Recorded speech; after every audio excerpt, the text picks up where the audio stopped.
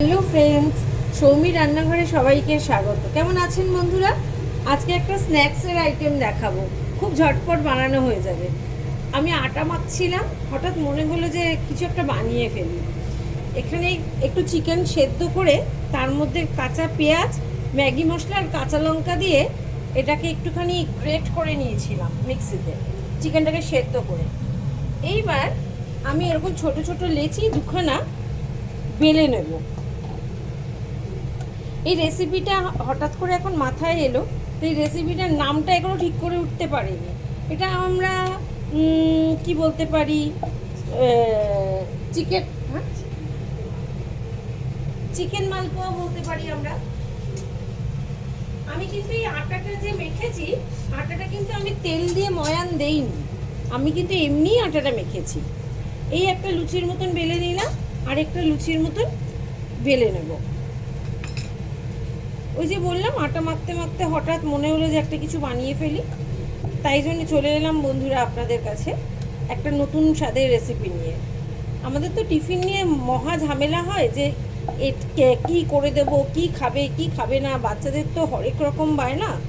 এখানে কি চিকেনটাও যাচ্ছে, তার সাথে পেঁয়াজ, কাঁচা লঙ্কা, আদা আর ম্যাগি মশলা আমাদের কম বেশি সকলের বাড়িতেই পড়ে থাকে।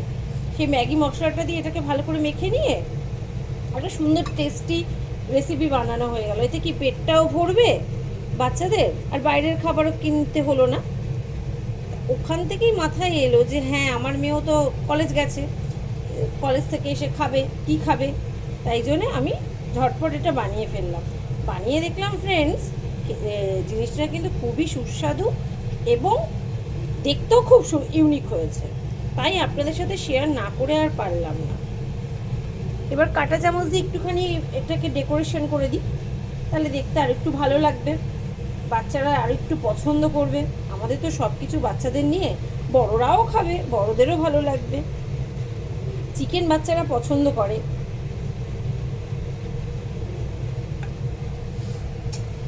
এবার কড়াইতে আমি সাদা তেল দিয়েছি, কড়াইতে সাদা তেলটা গরম করে নিয়ে এবার এই জিনিসটা কড়াইতে ছেড়ে দিচ্ছি।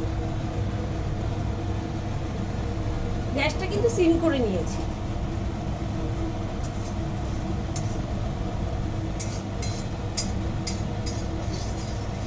এবার এটা সিম করে এটাকে আমি সুন্দর করে ভেজে নেব।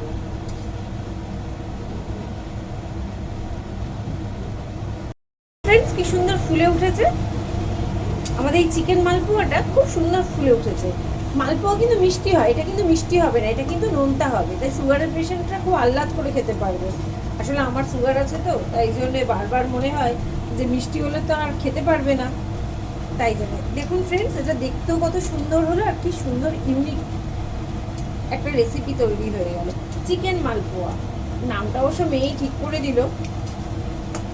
আপনারা বাড়িতে ঝটপট বানিয়ে ফেলুন, বানিয়ে খান, দেখবেন আশা করি ভালো লাগবে। কার কেমন লাগলো আমাকে জানাবেন। টাটা। দেখুন ফ্রেন্ডস, ভাজা হয়ে গেলে, এই যে আমি আগে থাকতে ভেজে রেখেছি একটুখানা, এই যে ভাজা হলে এরকম দেখতে হবে। এটাও অলমোস্ট ভাজা হয়ে গেছে আমাদের। এবার আমরা এটা তেল থেকে তুলে নেব।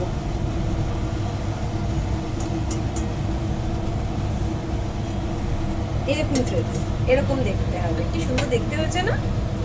আর আমি এর সাথে খাবার জন্যে একটা চাটনিও বানিয়ে ফেলেছি। চাটনি রেসিপিটা আপনাদের সাথে শেয়ার করে নিচ্ছি। প্রথমে তেঁতুলটাকে একটুখানি জলে ভিজিয়ে রেখেছিলাম। তেঁতুলের কাঁচটা বার করে এখানে একটু জিরে গুঁড়ো, লঙ্কার গুঁড়ো, নুন আর চিনি দিয়ে এটাকে ফুটিয়ে নিয়েছি। ফোটালে পরে এটা গাঢ় হয়ে গেল চাটনিটা। তাতে আমি কিন্তু এই মালপোয়াটার সাথে চাটনিটা খেলে পরে আমাদের ভালো লাগবে। এই দেখুন ফ্রেন্ডস, এরকম গাঢ় হয়ে গেছে চাটনিটা। আপনারা বানিয়ে খান, আশা করি ভালো লাগবে।